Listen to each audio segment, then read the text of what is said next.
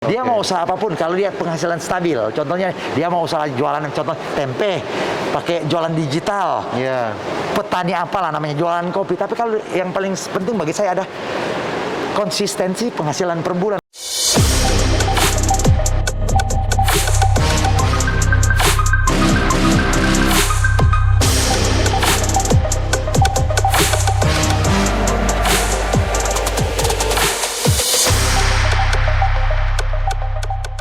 Halo sahabat properti, saat ini saya dapat kesempatan bincang-bincang yang sangat menarik sekali karena saya hari ini bersama dengan Pak Heince Mogi dari KPR CIMB Niaga, dan beliau adalah sebagai business head dari mortgage dan indirect auto. Betul ya Pak Heince? Betul, ya? Pak Oke. Daniel. Bisa diceritakan sedikit Pak lingkup jabatan dan pekerjaan Bapak di Bank CIMB bagaimana Pak? Oke, intinya saya mulai bergabung kurang lebih 2016 lah. 2016, oke. 2016 ya. Ya. Ini bank yang ke-6, perusahaan ke-7.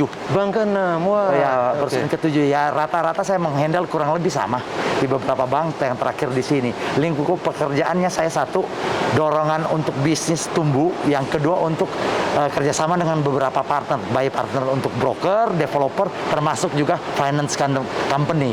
Itu lingkup jabatan saya. Dan di samping saya juga semua target nasional saya harus pikul. Itu intinya dari kerjaan saya lah. Ya, palu gada. Palu gada ya. Palu Tapi gada selalu kerja. urusannya banyak di kredit consumer Pak berarti ya? Selalu. Betul, ya selama ini pengalaman saya kurang lebih hampir 20 tahun lebih itu di kredit consumer. Oke, Khususnya oke. untuk auto dan untuk rumah, kredit Di rumah. CIMB berarti sudah mulai 2016. Sudah berjalan 5 tahun kira-kira ya Pak ya? Sorry, saya pegang bisnis sama produk itu 2016. Saya join di CIMB Niaga itu kurang lebih tahun 2014. Oke. Awal ya. Udah hampir berapa berarti tahun? udah 7 tahun, hampir 8 tahun ya? 8 tahun ya. Oke. Pak, menarik sekali bahwa ternyata situasi pandemi di tahun 2020 kemarin yang membawa begitu banyak dampak penurunan bisnis ya di berbagai institusi bisnis, terutama juga perbankan yang kita tahu ya. Tetapi saya membaca sebuah artikel yang cukup menarik dari sebuah media bisnis bahwa Bank CIMB Niaga, terutama dari segi mortgage, mencatat kenaikan rekor tertinggi waktu itu 6%. 6% ya. Justru pada saat pandemi di 2020. Betul.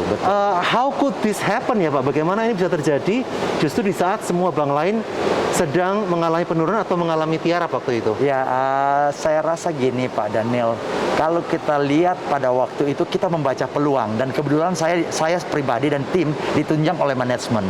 Dalam arti gini, pada saat pandemi kita udah melihat kecenderungan dari Februari masuk mulai efektif pandemi itu Maret. Nah, kita melihat suatu peluang dalam kondisi beberapa bank itu justru mulai mengetatkan pemberian kredit.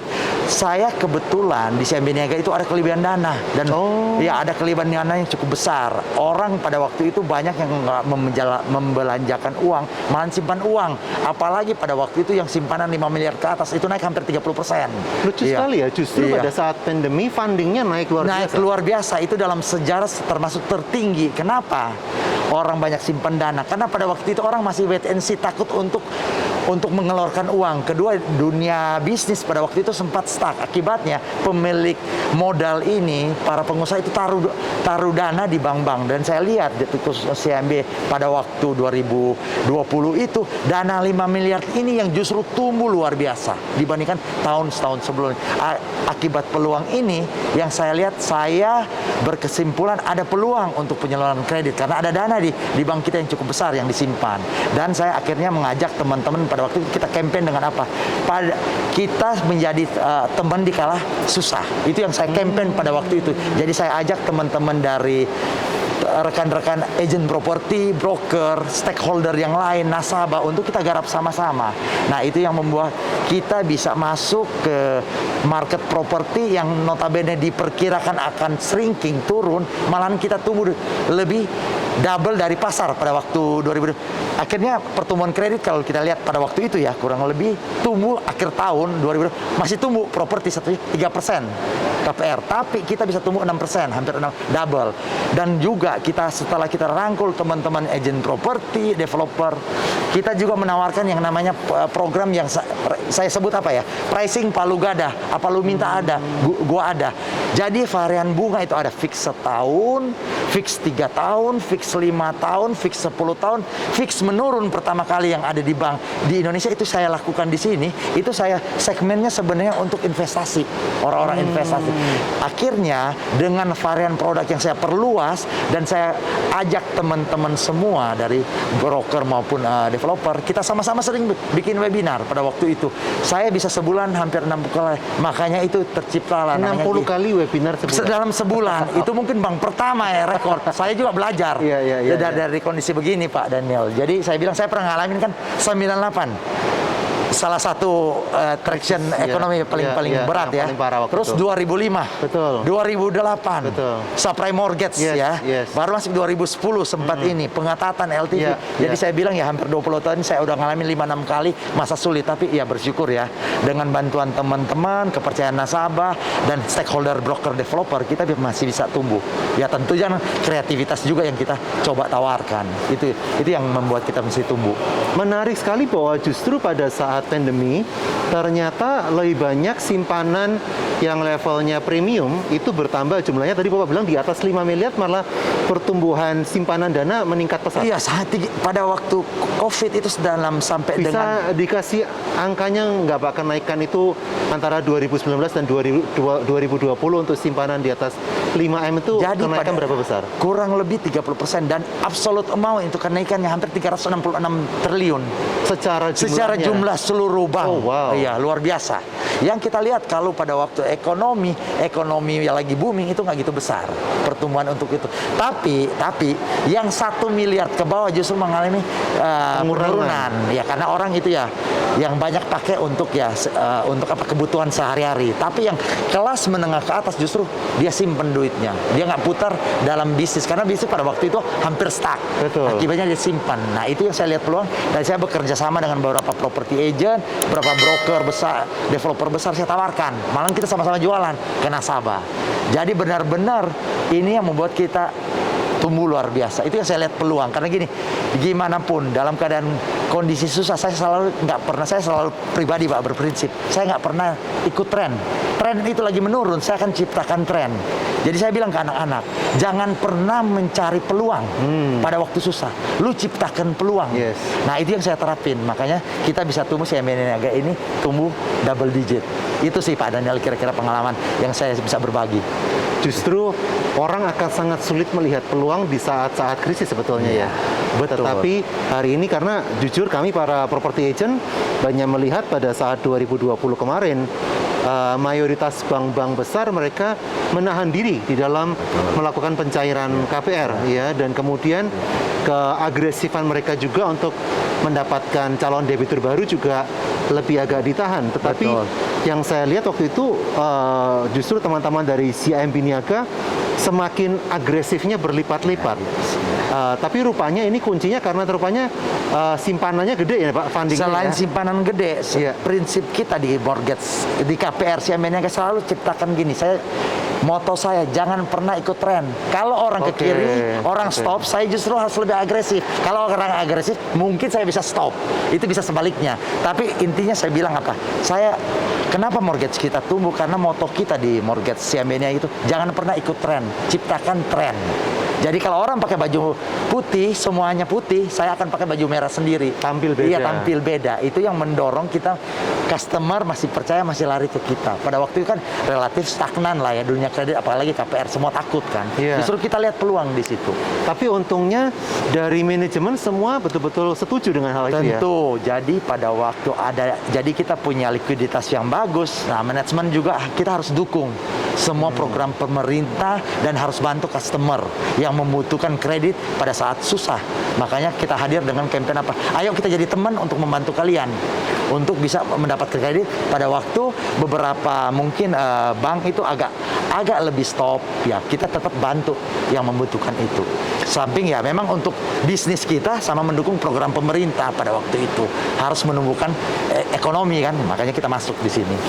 Apakah memang pada saat pandemi terjadi, seandainya waktu itu teman-teman lebih agresif, tetapi tentu ada beberapa pertimbangan untuk lebih selektif di saat menilai calon debitur. Ya. Apakah memang hal itu juga terjadi dari sisi risk management dari KPR CIMB Niaga?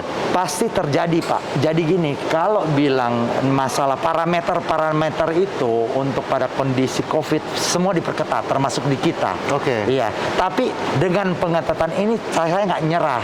Saya melihat toh walaupun diketatkan ada orang yang bisa match dalam parameter risk internalnya kita. Nah itu orang-orang yang saya bilang level menengah ke atas. Ya itu yang saya coba masuk di sini.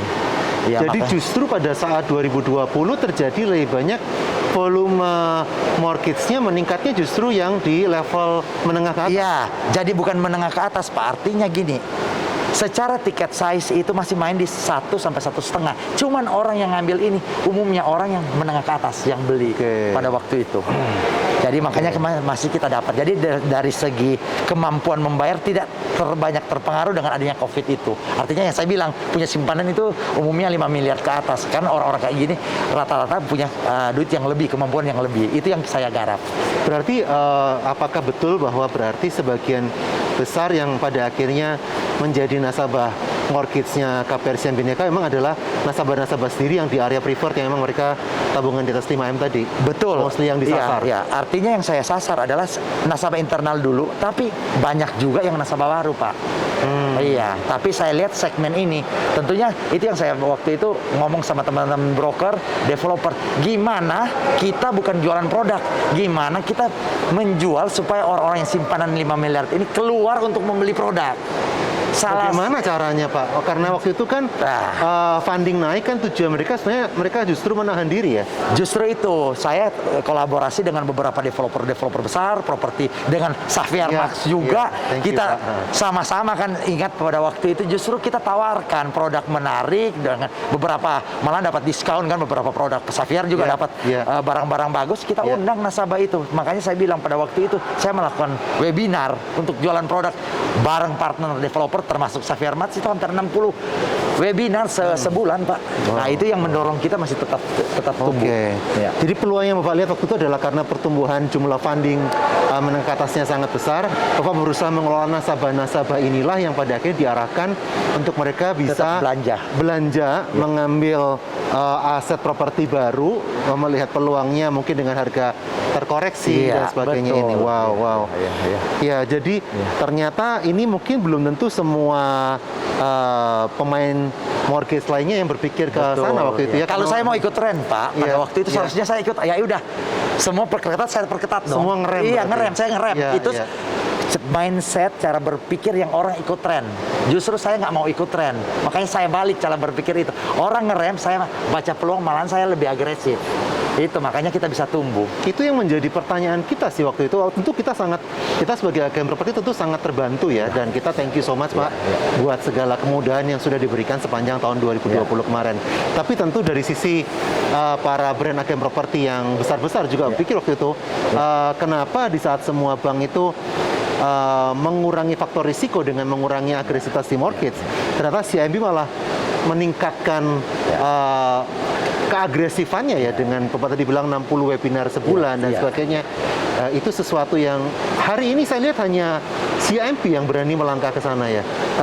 Mungkin udah ada beberapa bank, cuman tetap saya bilang gini, sama dengan saya juga contoh belajar dari Pak Daniel Xavier, ini salah satu yang saya dengar sangat agresif, orang muda yang tiba-tiba ya. Saya selalu jadi patokan, saya terus terang Pak. Saya itu orang yang suka belajar. Saya nggak pernah lihat orang yang biasa-biasa aja. Dan salah satu patokan, kenapa saya lihat kayak Xavier ini kan, Xavier Max ini salah satu yang saya lihat dalam tahun lalu pun salah satu yang jadi buah bibir di kalangan broker. Makanya saya bilang ke teman-teman yang handle broker, ayo kita belajar dari mereka. Dan saya ambil sebenarnya ilmu itu. Ya, sebenarnya kan gini, kalau kita semua tidak bilang mau bisnis harus mengurangi resiko, salah. Yang penting adalah kita bukan mengurangi resiko, memanage resiko. Itu yang paling benar. Iya. Karena kalau kita mengurangi resiko, otomatis bisnis akan turun. Tapi kalau kita bisa manage resiko itu, bisnis itu akan stabil malah naik. Terbukti apa Pak? NPL saya sampai sampai saat ini masih terkendali di bawah 2, 1,8, 1,9. Wow. Untuk market mortgage saya pikir cukup bagus Iya, dengan iya. agresif kita. Jadi saya bilang itu manage resiko, bukan mengurangin resiko. Itu saya tanamkan ke anak-anak. Termasuk risk kita juga internal mendukung. Akhirnya kita bisa flying. Ini sangat interesting ya Pak, Ya. bukan mengurangi risiko, tetapi memanage risiko. So dengan cara seperti itu, we will not lose the business ya. Iya. Iya. Tanpa disadari bahwa banyak orang menarik rem tangannya terlalu kencang, akhirnya there are a lot of opportunities yang akhirnya lepas dari tangan mereka. Iya, contohnya gini, saya bilang ke anak-anak, salah satu bentuk manage resiko kita pilih broker terbaik, Xavier. Wah, Makanya saya kerjasama pada waktu itu nggak semua saya buka. Saya pilih yang besar-besar, termasuk Xavier. Saya suruh masuk. Pastikan kalau yang broker besar ini cara analisa, customer-nya juga terseleksi dan bukan customer pertama juga. Yeah. Rata-rata udah repeat order. Nah itu yang saya coba masuk di situ. Sama dengan developer, saya nggak semua saya buka. Tentu pada waktu COVID itu resiko makin tinggi. Tapi saya kerjasama dengan beberapa developer besar pada waktu itu yang coba saya ambil. Akhirnya ya itu mendorong penjualan mortgage kita masih tumbuh pada waktu.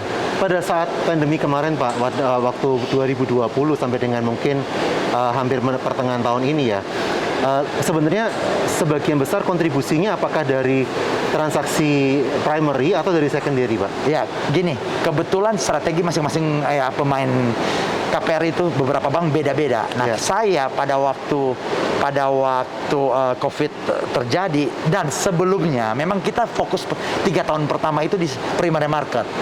Baru begitu mulai ya? tahun lalu pertengahan sampai tahun ini ke depan saya akan masuk di secondary market. That's why portfolio saya 36,5 triliun per April. Itu 60% masih primary market, 40%. Tapi saya pingin 2 tahun ke depan 50-50. Ya, Memang strateginya sudah ditargetkan ke sana, lebih prioritas ke project developer, ataukah memang tanpa sengaja 60-40 itu terjadi? Gini, 60-40 itu memang strategi awal kita. Oh, strategi memang Iya, harus targetnya memang udah seperti itu. Iya. Oke. Iya, karena gini, proses ya tahu lah ya, untuk primary market untuk proses apa semua relatif lebih gampang. Iya, Betul nggak? lebih cepat Nah, lah, setelah iya. kita belajar sekian tahun, 3-4 tahun udah bagus, kita masuk yang pasar lebih susah sebenarnya. Dari segi proses kredit adalah secondary market. Iya, makanya kan taksasi harus bagus, kecepatan Iya, harus bagus. iya. Karena di secondary itu bukan satu-satunya bunga, kecepatan sama Betul, taksasi. betul, Iya, kalau betul. taksasi udah mulai rata-rata bagus, itu kita lebih enak main di situ. Dan saya lagi belajar sekarang ini untuk masuk terus. Mudah-mudahan dengan saya makin dekat dengan Xavier Max dan beberapa broker besar, saya bisa belajar lebih, dan saya yakin 1 tahun lagi saya akan ciptakan sampai ke 50% untuk secondary market ini dalam portfolio saya. Itu sih. Kalau saya boleh tahu Pak Heinze, sebenarnya ke depannya ya, yang lalu jujur kami harus sangat salut dengan pertumbuhan mortgage KPR Niaga yang luar biasa ya, tertinggi di Indonesia waktu itu. Nah, tetapi untuk langkah ke depan, terutama di sisa semester dari masuk ke semester kedua dari 2021, sebenarnya sasaran utama dari target mortgage CIMB Niaga ini akan kemana? Sasaran untuk level tipe calon debitur dan sebagainya, atau memang produk yang akan, apakah tetap fokusnya diperbesar di primary project ataukah memang akan lebih dikuatkan di secondary? Menurut Bapak bagaimana? Jadi gini Pak, kita sekarang ini harus lebih kreatif. Oke. Kalau kita cuma main di secondary, primary market itu udah sangat tradisional. Iya. Puluhan tahun cuma main di sini. Iya. Saya lagi coba lihat masuk dari namanya commercial property. Commercial property. Oke. yang contohnya Soho, rumah kos-kosan, Ini office. tipe properti yang tidak konvensional sebenarnya ya. Yes, ya. Itu kira-kira dari segmen agunannya. Nah, Oke. tapi dari segmen untuk customernya, tetap saya lagi mau tetap membesarkan namanya kaum milenial. Iya, segmen milenial ini memang sekarang sempat terkoreksi. Kenapa? Dengan COVID. Tapi untuk potensi 10 tahun ke depan pasti ini akan besar. Karena gini, portfolio saya 36%. Sebenarnya usia milenial, pakai kategori usia milenial berapa sih? 26 sampai 36 lah. Betul. Sekarang ini. Iya. Saya udah di 30%, Pak. Cuman sayang pada waktu COVID, kelompok ini paling terdampak. Yang apalagi milenial senang kerja dengan lepasan, Iya, ya iya. kan? Yang nggak kerja di perusahaan ini Betul. paling terdampak. Tapi saya yakin 10 tahun ke depan ini akan saya garap. Karena secara demografis ini kurang lebih cukup besar. Jumlah terbesarnya di sana sebetulnya. 5 tahun ke depan mereka yang akan kuasain. Betul. Ya, tetap. Mungkin hampir 65% sebenarnya adalah usia produktif itu ya, milenial lah. Oke. Tapi bagaimana Bapak mengamankan risk manajemennya dengan mengambil target calon debitur justru dari teman-teman milenial yang di angka 65% tadi itu? Simpel kok Pak, kalau kita main di bank itu sangat simpel. Yang penting cuma lihat apa kemampuan membayar. Apapun itu kita pakai teori apa, selama dia ada kemampuan membayar, kita kasih kok. Cuman itu aja yang harus di-manage. Tidak dari jenis bisnis yang dia lakukan, apakah itu hari ini sedang berisiko atau karena milenial kita ngomong hari ini sudah tidak terlalu lasti mereka menggunakan fixed income ya Pak. Betul. Ya. Kebanyakan mereka bermain di area startup, entrepreneur, ya kan. Nah, tentunya ini kan menganalisanya lebih challenging ya. Betul.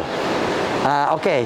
Intinya kalau saya bilang one thing, usaha itu sesuatu hal yang selalu kita bilang berubah-berubah. Yeah. Tapi kan penghasilan itu tetap. Betul nggak? Dia mau usaha apapun, kalau dia penghasilan stabil, contohnya dia mau usaha jualan, contoh tempe, pakai jualan digital, petani apalah namanya, jualan kopi. Tapi kalau yang paling penting bagi saya ada konsistensi penghasilan per bulan. Kalau dia usaha apapun, kalau dia penghasilan 60 per bulan, ya udah saya ambil Pak. Iya. Kecuali dalam kondisi tertentu kayak kemarin sektor-sektor tertentu yang mereka berusaha yang paling terdepan, contohnya perhotelan sempat. Nah itu memang kita batasin. Tapi itu saya bilang pada waktu itu, kenapa kita jadi sahabat? Sepanjang lo ada penghasilan dari second lainnya dan bisa dibuktikan, saya ada kok yang saya kasih. Dia kerja di hotel, dia punya usaha sampingan yang lain yang ada penghasilan, saya biayain kok. Jadi kita nggak gitu serta-merta dilarang industri ini terus saya nggak kasih kalau dia kerja di situ, nggak juga. Kita harus ada, ibaratnya saya bilang apa, ke customer itu harus ada second way out, harus ada solusi. Harus setiap kapanpun, saya punya bos dulu ngajarin, lu jangan pernah bilang nggak ada solusi, harus ada solusi. Nggak ada itu dalam dunia itu, nggak ada solusi. Nah kita, that's why kita masih tumbuh. Milenial itu masih ada yang kita biayain sampai kemarin. Apakah ini berarti bahwa kemarin salah satu kunci keberhasilannya karena flexibility dari teman-teman CIMB Niaga ini yang lebih besar daripada mungkin di brand-brand kompetitor yang lainnya?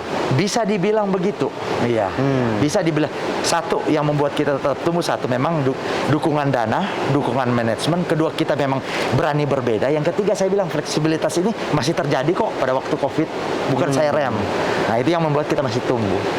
Saya sedang berpikir sesuatu yang timbul di pikiran saya barusan ya Pak. Apakah ini termasuk juga dalam hal appraisal?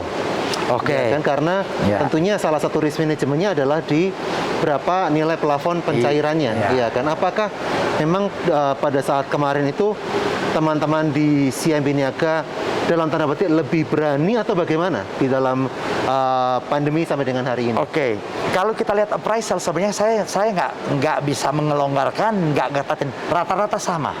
Sebelum pandemi maupun setelah pandemi sama? Nggak berubah sebenarnya. Cuman satu-satu yang salah satu diperketat DP.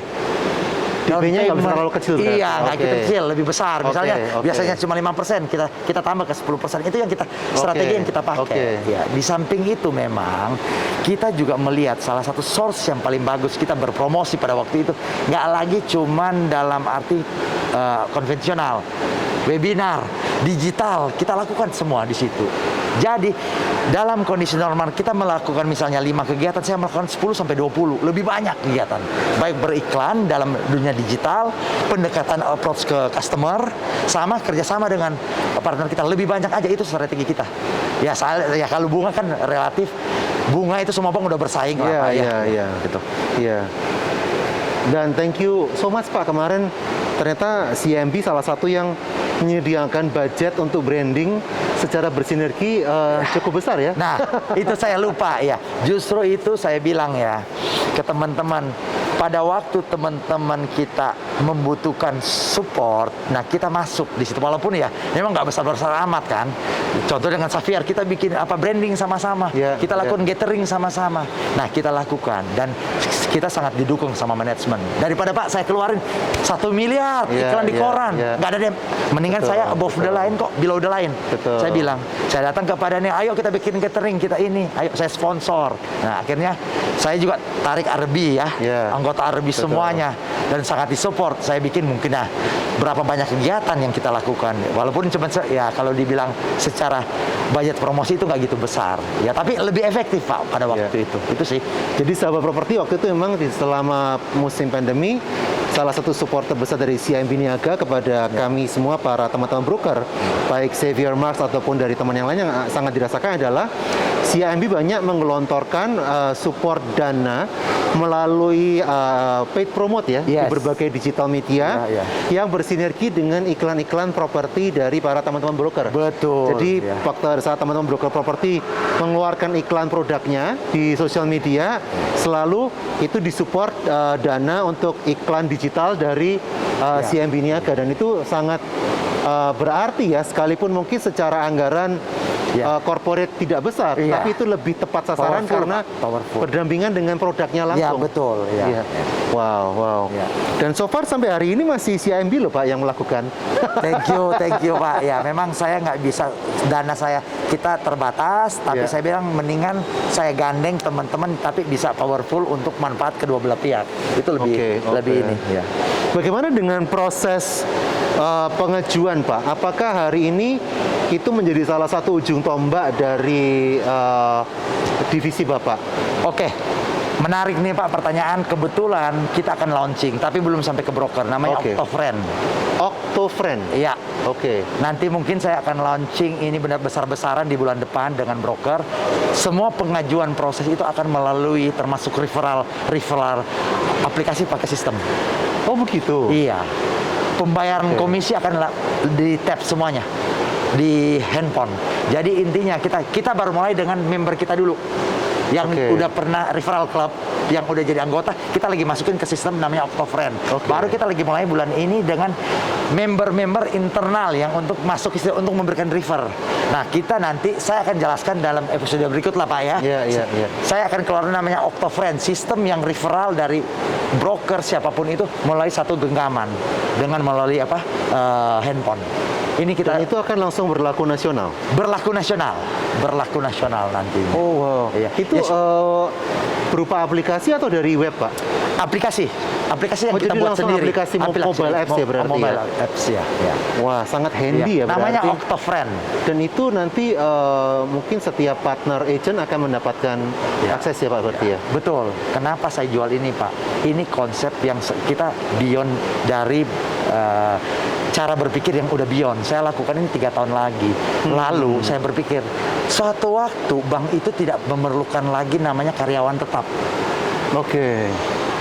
Untuk tenaga penjualan, saya berpikir nanti 5-10 tahun lagi saya udah nggak perlu hire karyawan tetap. Dengan adanya Octofriend, semua bisa refer. Nanti ya kayak sistem apa ya saya bilang, referral artinya kayak asuransi. Iya. Udah nggak jadi karyawan tetap, lu refer, lu langsung dapat komisi. Gua Iya. nggak harus bayar gaji tetap kan. Betul, Sama betul. dengan broker sekarang Betul. ini. Nah saya lagi berpikir ke sana dan kita udah mulai. Sementara ini member untuk referral club yang masuk dalam Octofriend mungkin kurang lebih ada 1.000. Kita target 10.000 Pak. Oh. Sejarah nasional dari semua segmen, baik community, Ya. broker, developer, siapapun itu yang mau, karyawan, perusahaan lain, pegawai negeri, kita akan garap. Tempat termasuk kelompok-kelompok yang dalam hari ini syariah, saya juga udah mulai masuk. Karena saya juga lagi menjual portfolio syariah, produk KPR syariah. Karena di portfolio saya udah hampir 40%. Oh. Syariah ini. Oke. Kalau kecepatan proses sendiri, memang menurut penilaian Bapak hari ini, apakah termasuk yang lebih cepat ataukah bagaimana dibandingkan dengan Saya tetap janji semua data lengkap setelah appraisal semua itu 5 hari persetujuan data 5 lengkap. hari. Itu rata-rata semua bank begitu kok. Oke, Iya. oke. Tapi dalam case tertentu bisa lebih. Ya kan. Contohnya kalau dia pengusaha atau dia telat memberikan memberikan data dari si nasabah ke bank. Tapi rata-rata malahan kalau yang kayak primary market khususnya ya bisa 2-3 hari udah ini. karena produknya sudah Sudah jelas iya, appraisalnya ya. Betul. ya.